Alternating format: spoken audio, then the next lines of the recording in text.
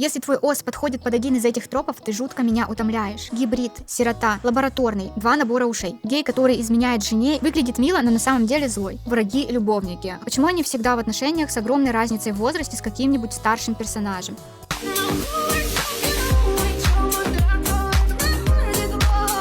Привет, я Мила. Сегодня мы продолжаем исследовать бесячие глубины наших персонажей, по мнению разных людей из интернетов. Я разделила комментарии на несколько разных групп, где суть похожа, а детали отличаются. На фоне идет спидпейнт с моими осами. Под прошлым роликом кто-то шутил про шмелей. Да, это забавно. Сожру тебя последним. Это персонажи моего вампирского вебтуна. Сейчас я рисую очередную полоску из 3-го эпизода параллельно с заказом, и на то и на другое можно взглянуть у меня в телеге. Ссылка будет в закрепе. Кроме него я там публикую и другие свои работы, сценарные черновики и так далее. И мы приступаем к новой теме ролика. Первую группу я назвала «Ленивая писанина». Дальше, как вы уже знаете, я буду вставлять комментарии, но без текстового перевода, сама вам их озвучу, так что можете не отвлекаться, если чем-то заняты. Итак, когда главный герой говорит, что кто-то явно врет, но ни друзья, ни семья ему не верят и считают, что он просто ревнует. Мне кажется, этот троп вполне можно обыграть, вспоминая мальчика, который кричал «волки». Если добавить герою в прошлое паттерн поведения, где он уже обвинял кого-то из ревности, это отлично сыграет. Для зрителя это будет логично. Он уже так делал, поэтому у близких вполне можно понять. Я бы тоже не поверил. Возможно, спорно, но мне не особо нравится троп «друзья детства влюбленные». Скучновато читать и писать, они уже все друг о друге знают и только сейчас влюбились. Не мое. Тут человек все свои слова про скуку перекрыл одной фразой «не мое», так что вообще не подкопаться, это идеальный способ выразить мнение и никого не задеть.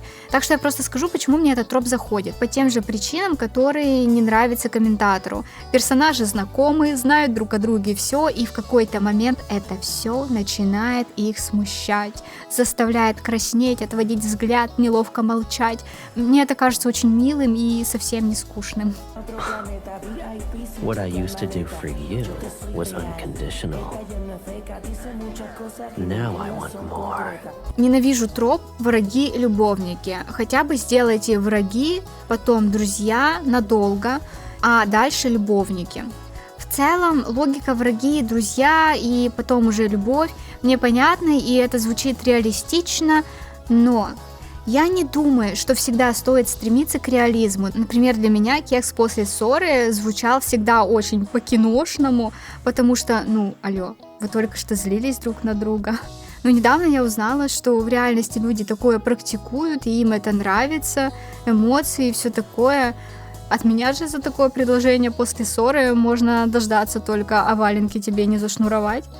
Поэтому, как мне кажется, здесь все упирается во вкусовщину. Сцена, где вчерашние враги поддаются эмоциям, и это все перерастает во что-то горячее, вполне может работать. И для меня тоже, я читаю не ради реализма и здоровых отношений, а ради эмоций. Так что я не считаю, что враги-любовники обязаны проходить через дружбу.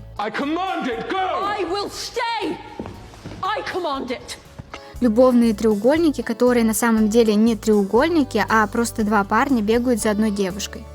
А разве это вообще любовный треугольник? Мне кажется, что тут просто путаница в терминах. Это скорее называется любовная вилка. 2 выбрали одного человека, а он решает, с кем быть. И как сюжетный ход это вполне работает, просто у него другое название. Кстати, я когда-то видела, как вебтун то ли закрыли, то ли он ушел на долгий перерыв из-за любовного треугольника. По слухам, аудитория была недовольна тем, что заявленный треугольник оказался треугольником, где А влюблен Б, Б в С, а С и вашим, и нашим. То есть одна вершина треугольника должна своими действиями создавать дискомфорт обеим сторонам. Но этот персонаж не обязан быть злодеем, он может метаться, сомневаться, не обязательно изменять вообще.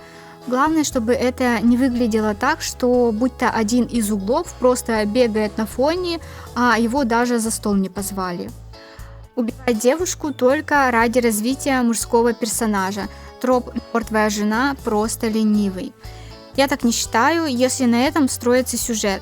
Если у нас история про месть за убитую жену, без этого события не будет и самой истории, типа «что?».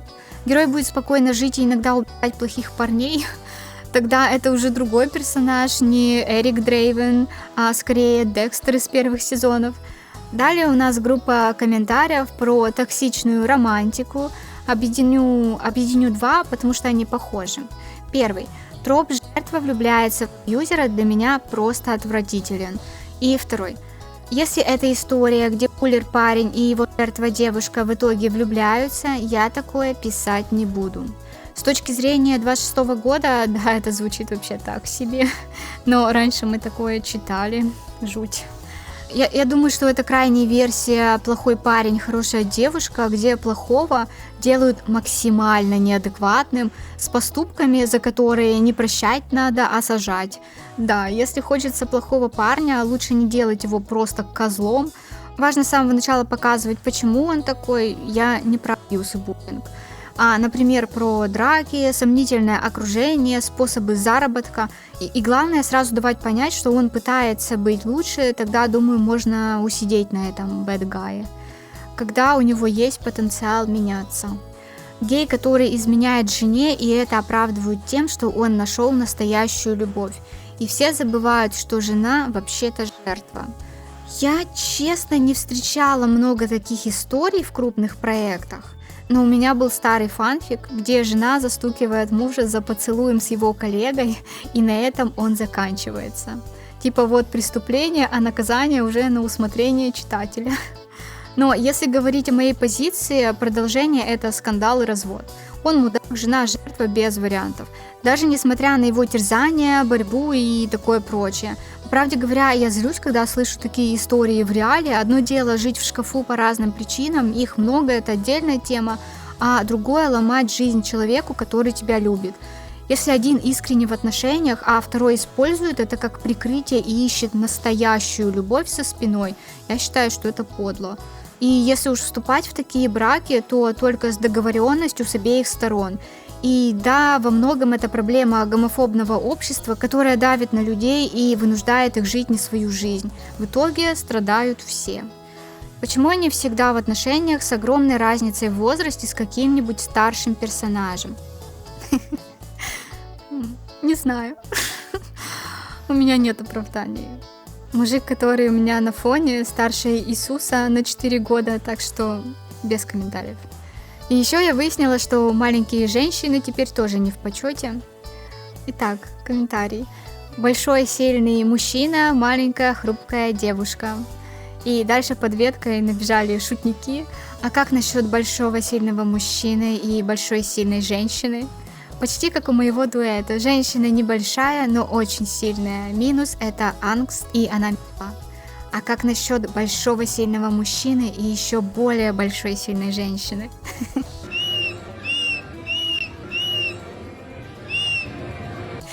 Я вообще не против любых комбинаций. Большая женщина и маленький хрупкий мужчина — 0 претензий. Но можно не записывать маленьких хрупких женщин в надоели? Что они, мы вам сделали. Мы существуем и хотим писать про свои крошечные проблемы. Хэштег «Я, мы, мелкая хрупкая женщина». Например, в книге Lights Out главная героиня высокая и крупная, и, судя по деталям, автор тоже, потому что очень точно описаны нюансы из жизни высокой женщины. Так что, мне кажется, хорошо получается то, в чем мы разбираемся, а в мире внезапно много маленьких художниц и авторов, и для нас парень от 170 уже ощущается как большой и сильный мужчина. И вот пока я рылась в роликах и комментариях про осов, наткнулась на небольшой скандал. Оригинальное видео уже удалено, автора быстро накрыла волна негатива. Я нашла его только в перезаливах, еще и на ускорении, но переведу, чтобы было понятно, о чем речь. Если твой ос подходит под один из этих тропов, ты жутко меня утомляешь. Гибрид, демон или ангел, сирота, лабораторный, то есть эксперимент. Каннибал, сильная женщина-ассасин или полицейская. И классика. Я супер имбовый, но веду себя мило. В какой-то момент это становится однообразным. Пожалуйста, будьте оригинальнее. Например, мой ос — солдат во Второй мировой войне, который страдает ПТСР из-за религиозной травмы. В итоге он находит парня, но заканчивает жизнь из-за чувства вины за свой грех. Не тот ос, что на фоне. Если вы думаете, что это кринж, мне все равно. В общем, на этом все. Пока. И после этого автора унесло цунами недовольных. Если кажется, что он просто высказал мнение и на него накинулись, то дело как бы не в самой мысли, а в подаче. Один и тот же смысл можно сформулировать по-разному и получить совершенно разную реакцию. И здесь именно сыграли роль пренебрежительный тон и ощущение превосходства. В итоге человека и его персонажа буквально растерзали, хотя в другой подаче его оса, скорее всего, поддержали бы. Позже он извинился, но как будто бы и нет. Извините, если прозвучало так, будто я хейчу все такие ос. Если у вашего ос сложная проработанная история, то мне, скорее всего, он понравится, несмотря на эти кринжовые элементы. Просто большинство ос прописаны не очень хорошо. Такие извинения обычно только усугубляют ситуацию, их не принимают. В итоге ролик сейчас не найти, аккаунт автора тоже либо удален, либо переименован. И все это где-то произошло, кажется, в конце февраля, судя по комментариям. И теперь мы переходим к группе комментариев про плохой дизайн. Ненавижу, когда персонаж физически сильный, но у него вообще нет мышц. Пожалуй, тут я готова вместе с комментатором поймать тапок в лицо, но я больше согласна, чем нет. К ненависти не присоединяюсь, персонажи мне ничего не сделали, но вопрос вроде «а с такой мышечной массой он точно может отметелить 10 человек?» у меня порой возникает. Правда, это больше смущает в сериалах, а не комиксах. В комиксах ты все-таки делаешь скидку на стиль и условности мира, а вот в реалистичных проектах с персами без сверхспособностей это уже, выглядит немного странно. И вот еще один похожий комментарий про мышцы. Честно, бесит, когда всех высоких персонажей делают мускулистыми и невозмутимыми. Это не всегда так. Да, возможно, логически, чем выше человек, тем больше массы ему нужно, но полное отсутствие эмоций – это очень редкое явление. Я понимаю претензию, но кажется, мы просто жертвы массовой культуры. В романтической манге, особенно годов нулевых, еще попробуй найти эмоционального мужика. А про невысоких я вообще молчу. А корейские вебтуны и мода на качков. Так что это скорее вопрос вкуса, который формируется на том, что мы потребляем. Если такие персонажи не нравятся, то можно делать своих другими и привлекать другую аудиторию. Говорю это, имея у себя того самого холодного местами мужика. И да, я тоже не без греха. А теперь небольшая ветка с дискуссией. Персонаж – доктор, пилот, воин, пекарь, капрал, принц, принцесса, супергерой, ангел. Но мы никак не отразим это в дизайне, это просто есть в истории. База. У меня есть ос-пилот, но он не носит форму, потому что пилоты не ходят в ней постоянно. Им не обязательно все время носить форму, но если в дизайне вообще ничего не говорит о том, чем персонаж занимается, это плохой дизайн. Типа, почему милая, худенькая, жизнерадостная аниме-девочка с идеальной кожей вдруг воин? Или персонаж бог, но выглядит как все, просто с синими волосами и, может, фиолетовыми глазами? Я не про постоянную форму, я про отражение сути в дизайне. И вот еще в тему воинов. Женские персонажи, которые рыцари или имеют профессии с броней, но автор одевает их в максимально откровенные наряды. Или персонажи с кучей брони, но без шлема. Особенно если шлем классный, но появляется один раз. Мне кажется, что это большинство предъяв к новичкам за то, что они новички. Во многом это влияние геймдева и азиатской культуры. В старых ММО как раз худенькие девочки с идеальной кожей, бронеливчики, кнопка «Отключить шлем». И если человек вырос на этом, то логично, что он будет рисовать что-то похожее. Да, сейчас там больше логики, в дизайне отражают профессию, добавляют реализм, мышечную массу и так далее. Но это требование индустрии. Смотрела я когда-то стрим с Руанджа, и он рассказывал, в американских компаниях его просили вносить правки в фигуру женщин, чтобы они были похожи не на худеньких фей, а на воинов. А он как бы вообще стоял у истоков геймдева. Да, мода и восприятие у нас меняется, но если человек рисует для себя, а не для заказчика, с чего ему под это подстраиваться? Круто, когда дизайн отражает суть персонажа, но если это комикс или роман, то да, его профессия может раскрываться через сюжет. У персонажа может быть куча разных образов, и хотя бы один из них все равно покажет, кто он есть. Мне не нравится, когда женственным персонажам нужно терять свою женственность, чтобы считаться сильными. Я не уверена, что до конца понимаю, о чем речь. Возможно, это обратная сторона темы про мышцы и шрамы у женщин-воинов. Ну, тогда мы приплыли к противоположному берегу и снова выяснили, что речь о вкусах, а не о чем-то объективном. 2 набора ушей. Например, кошка-девочка с кошачьими ушами сверху и человеческими сбоку. Это выбивает из погружения и убивает потенциал дизайна. Уши ощущаются как аксессуар, а не часть тела. О, а так кто-то рисует? Ну, если это раса такая. Я почему-то тоже думала, что если есть человеческие уши, то кошачьи это украшение. Или нет? Это как-то по-другому объясняется? С 2 парами ушей у меня, честно говоря, вообще нет никаких теорий. Инфолды. Объяснитесь. ТикТок осуждает. Большая грудь без необходимости. А какая вообще может быть функция у большой груди, которой нет у маленькой? Ну типа это же просто часть тела, как, например, размер ноги. Мы же не говорим, зачем ей маленькая ступня, пусть будет побольше. Возможно, таким персонажам стоит учитывать проблемы женщин с большой грудью, если это персонаж в какой-то истории. Но если это просто дизайн, в чем проблема? Может, еще реальных женщин будем на операцию отправлять, потому что нет необходимости в их большой груди? Выглядит мило, но на самом деле злой.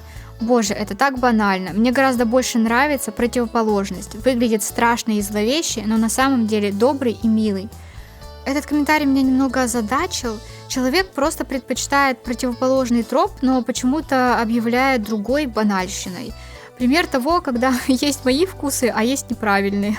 В целом, мне тоже, наверное, больше нравится, когда пугающий персонаж оказывается нежной фиалкой. I got a collar with a bell. I put it on the cat. That way, it couldn't escape without being noisy. Но не стоит забывать, откуда берется обратный троп. Психопаты и социопаты часто используют дружелюбный образ, чтобы втереться в доверие. Так что такие клише не с потолка тоже взялись. Кто-то умеет их использовать хорошо, кто-то пока нет. И чаще всего это просто вопрос опыта. А беситься из-за его недостатка я считаю неверной позицией. Шанс. Нужно всем давать шанс на развитие. Последняя группа комментариев о морально спорных вещах. Сексуальное насилие ради развития персонажа. Я так понимаю, речь о случаях, где это вставлено без причины и не влияет на персонажа. Ну, когда, например, событие произошло, а через пару сцен будто ничего не было, но герой внезапно стал сильнее или жестче. Но если это не так, тогда претензия для меня теряет смысл.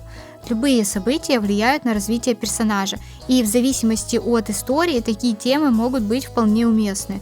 Например, во 2 книге про Эделайн сюжет буквально строится на этом событии, так что как-то так. Персонаж, переживший насилие, может вырваться из этого круга только через смерть. Типа, что вы хотите вообще этим сказать?